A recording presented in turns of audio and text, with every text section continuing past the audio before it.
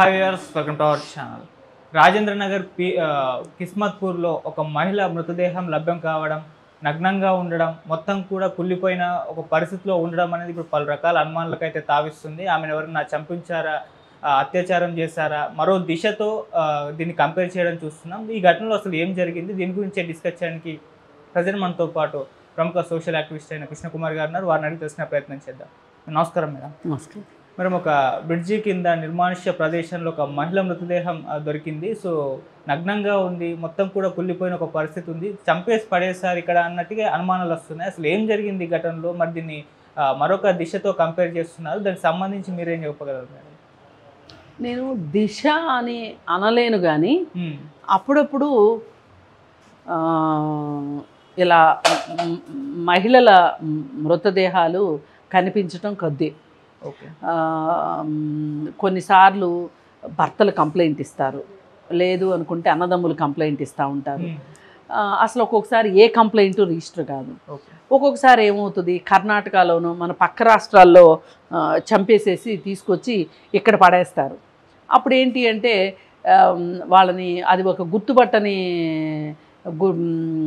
అనాథ శవంలాగా పోలీసులు ఒక నెల రోజులు అట్లా ప్రిజర్వ్ చేసి తర్వాత దహన సంస్కారం చేసేస్తారు.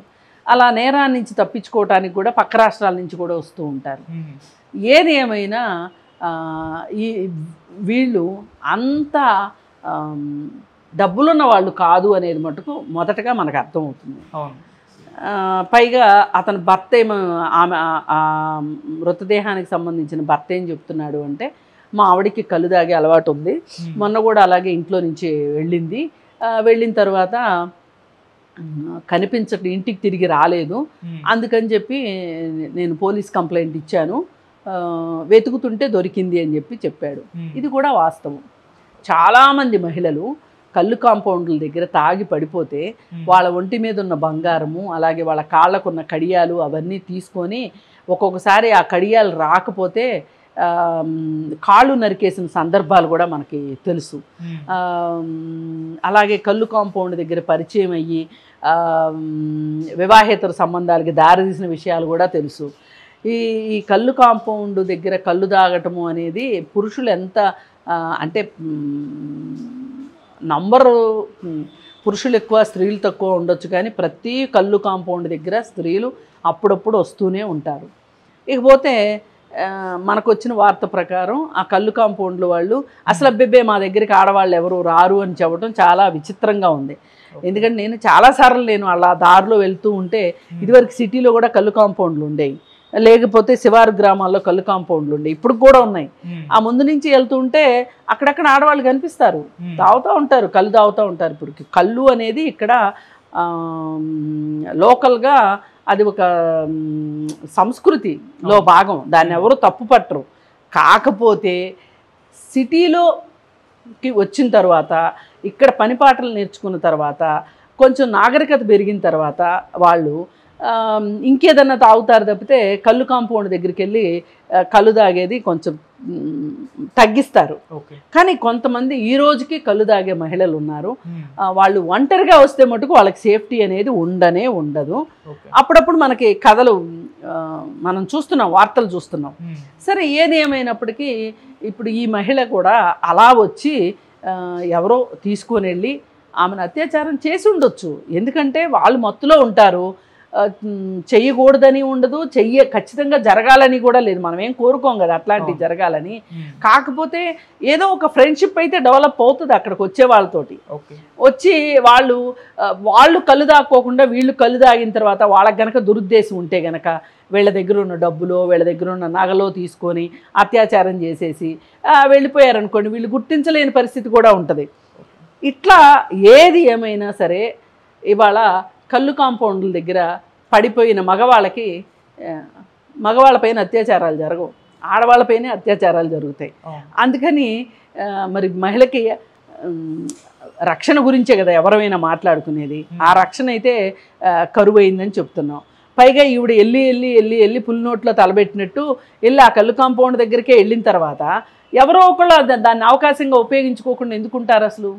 ఇప్పుడు మనం అక్కడ నీతి సూత్రాలు మాట్లాడితే కుదరదు. ఇప్పుడు బాగా చదువుకున్న వాళ్ళు ఇప్పుడు పబ్బుల్లో జరుగుతాయి ఇట్లాంటివే జరిగితే ఎవరు వెళ్ళమన్నారు పబ్బుకి అని మాట్లాడతారు. అవును. మరి అక్కడంతా బాగా చదువుకుని సంస్కారాలు ఉట్టిపడే వాళ్ళు ఉంటారు. వాళ్ళ దగ్గరే లేనిది కళ్ళు కాంపౌండ్కి వచ్చే చదువు సంధ్య లేని వాళ్ళ దగ్గర నుంచి మనం ఏమి ఎక్స్పెక్ట్ చేస్తాము? ఇవి పెద్ద మాట్లాడుకోవటానికి మనకి సమాధానాలు దొరికే మ్యాటర్స్ కావు ఇవి. సమాధానాలు దొరకవు, ఇంకెందుకంటే మాట్లాడడానికి లేదు. ఇప్పుడు ఇంకొకటి రాజేంద్ర నగర్లో ఇంకొక అమ్మాయిని కూడా చంపేసి శంషాబాద్లో మూట కట్టేసేసి మూటలో దొరికింది. అసలు ఆ అమ్మాయి అయితే ఇంతవరకు ఆచూకీ కూడా దొరకలేదు. అంటే ఆ భర్తలు వదిలించుకునే ప్రాసెస్ లేదంటే ప్రియులు వదిలించుకునే ప్రాసెస్లో వాళ్ళని చంపేసేసి మూట కట్టేసేసి ఎక్కడో ఇప్పుడు మన హైదరాబాదు సువిశాల ప్రాంతం ఓ మూల పటాన్ చెరువు అవతల వాళ్ళు ఎవరన్నా వచ్చి ఇక్కడ శంషాబాద్లో పడేశారనుకోండి, గుర్తించేది ఎవరు చెప్పండి? ఇవాళ ఒక రోడ్లో ఉన్న వాళ్ళనే ఒక రోడ్లో వాళ్ళు గుర్తుపట్టట్లే. కాకపోతే సీసీ కెమెరాలు వచ్చినాయి, నిజంగా పోలీసులు ప్రయత్నం చేస్తే గనక నిందితులను పట్టుకోవడము ఆచూకీ కొనుక్కోవడం పెద్ద కష్టమైన పని ఏమి కాదు. కానీ ఈ పేదవాళ్ళ కోసం పోలీసులు అంత ఎందుకు కష్టపడతారు? ఇది ఖచ్చితంగా నిందితులు దొరకలేదనో గుర్తు తెలియని వ్యక్తులనో ఏదో ఒకటి కేసు మూసేస్తారు. కాకపోతే కాస్త డబ్బులు ఉన్నాళ్ళు అనుకోండి, వాళ్ళు ఎత్తుక్కుంటా వస్తారు కాబట్టి వాళ్ళు వచ్చి పోలీస్ స్టేషన్లో కూర్చుంటారు, లేదంటే ఓ రాజకీయ నాయకుడితో ఫోన్ చేయించుకుంటారు కాబట్టి ఇంకా పోలీసులు చచ్చినట్టు మొక్కుబడిగా తిరిగి ఏదో ఒకటి చేస్తారు. ఇప్పుడు ఈ 2 కేసుల్లో పోలీసులు చాలా ప్రేక్షక పాత్ర వహిస్తాయి. మీరు చూడండి, ఏమీ ఉండదు, ఇక్కడ తేలేదేమీ ఉండదు. కాకపోతే చాలా రొటీన్గా జరుగుతాయి పోలీస్ స్టేషన్లో. వాళ్ళు రోజుకి ఇట్లాంటి కేసులు వస్తూ ఉంటాయి. ఇప్పుడు మనం అంటే ఇదేదో పెద్ద బరువెక్కిన హృదయాలతో మాట్లాడుకుంటున్నాం, కానీ వాళ్ళకి ఏమి ఉండవు. వాళ్ళు చాలా రొటీన్గా చాలా మంచిగా మాట్లాడుకుంటూ అంటే సంతోషమే, వాళ్ళకు కూడా సంతోషం అని కాదు, వాళ్ళకి చాలా రొటీన్ ఇవి, మనకి వింత. అందుకని అలా ఇది రొటీన్లో కొట్టుకుపోతాయి తప్పితే ఇది ఇంకో దిశనో లేకపోతే ఇంకోటనో పోల్చాల్సిన అవసరం లేదు. అసలు ఆ కేసుకి ఈ కేసుకి చాలా తేడా ఉంది. ఎవరన్నా సెన్సేషన్ కోసం మాట్లాడితే మాట్లాడొచ్చు, కానీ అలా ఏం కాదు. కాకపోతే ఏది ఏమైనా ఆ కుటుంబాలకి మనం సానుభూతి ప్రకటించడం తప్పితే ఒకవేళ దీంట్లో గనక ఎవరైనా రౌడీ మూకల హస్తం కానీ లేకపోతే దుండగుల హస్తం కానీ లేదు ఎవరైనా ప్రేమికుల హస్తం కానీ అలాగే వివాహేతర సంబంధంలో ఉన్న వాళ్ళు చేస్తే అది పోలీసులు ఖచ్చితంగా నిగ్గు తేలిస్తే వాళ్ళకి ఏదైనా శిక్ష పడితే వాళ్ళు ఇంకొకరు జోలికి వెళ్లకుండా ఉంటారు కనీసం.